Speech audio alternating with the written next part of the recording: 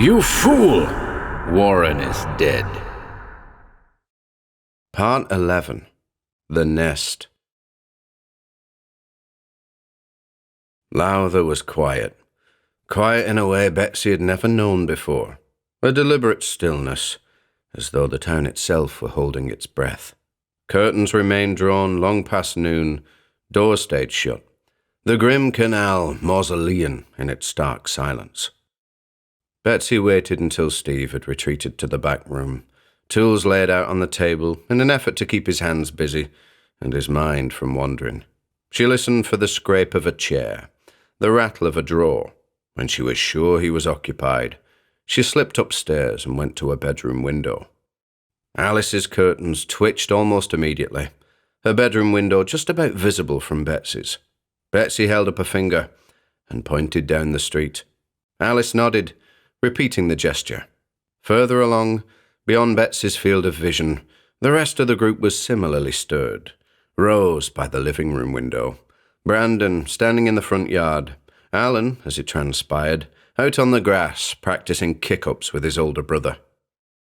It's funny how children know things instinctively. How Betsy's waving of an index finger resulted in the gathering that shortly followed.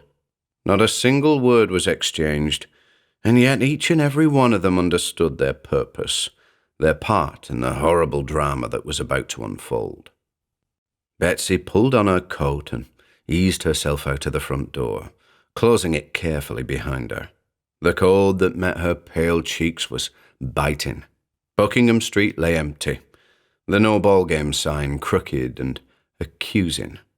With a touch of stealth and a great deal of luck, she made her way across the grass in the direction of number 44, slipping into the ginnel that separated 46 and 47. There she convened with her friends, all of whom appeared to wear the same hesitant mask. "We sure about this?" Alice whispered. Betsy nodded and proceeded to tell her friends about the mysterious caller, the Quaker in the neat, dark suit. Edging into the back street, she glanced towards the rear yard of 44. All was quiet. The neighbouring houses were hushed too, as though in anticipation of some ghastly, impending event. "Come on then," Alan said, pushing to the front of the group cockily, and marching along the back street like a fearless infantryman. "It's all wrong," Betsy said, as the five of them stopped by the gate. I know what you mean," Brandon added, eyeing the dark windows.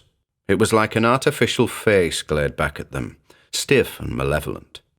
Through the gate they went, returning to the scene of their earlier transgression. Once again, Alan tried the door handle.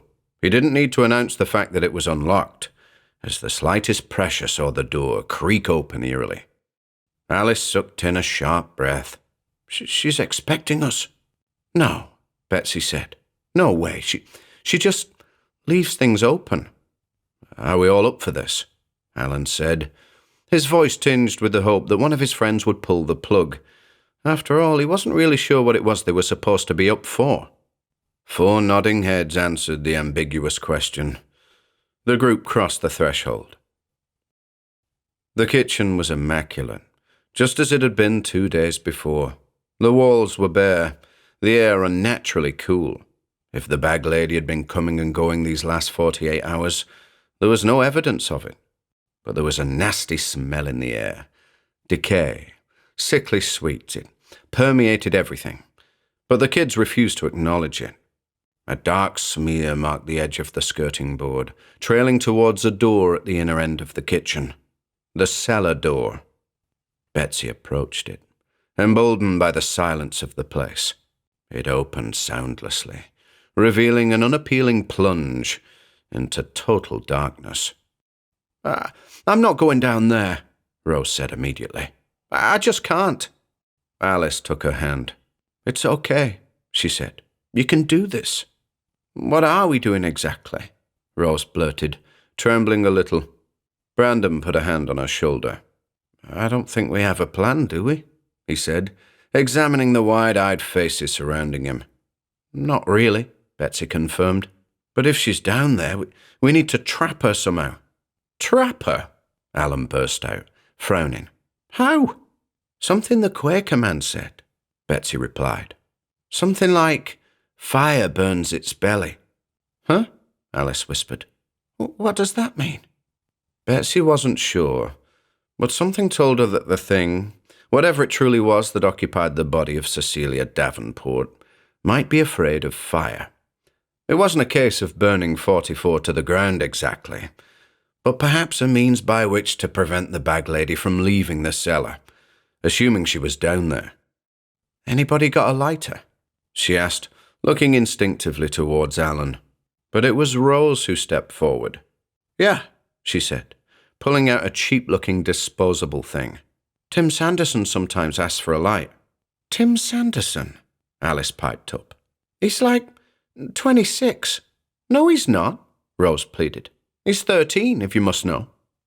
And then the pair seemed to remember where they were, the edge of darkness. Rose passed the lighter to Betsy, who, with some experience, rolled the wheel. Alan stepped forward, his face lit oddly by the flickering flame. I'll go first. No, Betsy said. After me. She didn't wait for permission. The stairs were steep, functional. A faint glow pulsed somewhere below, weak and uneven. They reached the bottom. Even Rose made it. The stone walls hemming them in were streaked with grime and black smears. The floor was littered with scraps, plastic, fabric, bone. Bags hung from hooks hammered into the brickwork, their contents indistinct. At the centre of the cellar lay a sight few had ever witnessed.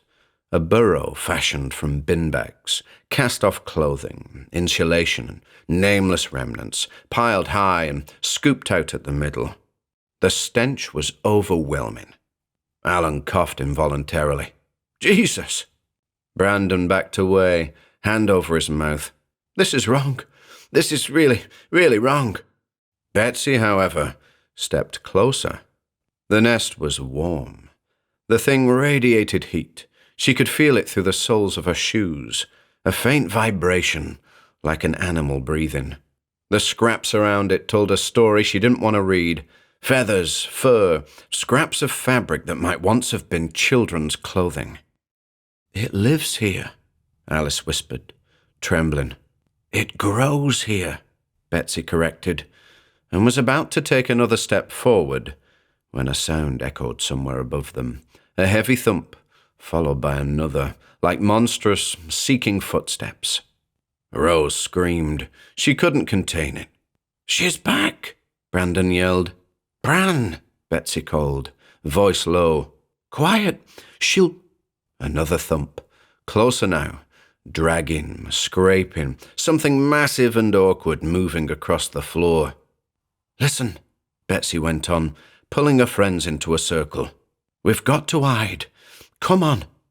And she dragged them towards a dark recess on the opposite side of the cellar, requiring an uncomfortable circumnavigation of the vile, rotten mound. Teeth chattered and bodies quivered, but the 5 children remained absolutely silent as the thing made its appearance at the top of the stone stairs.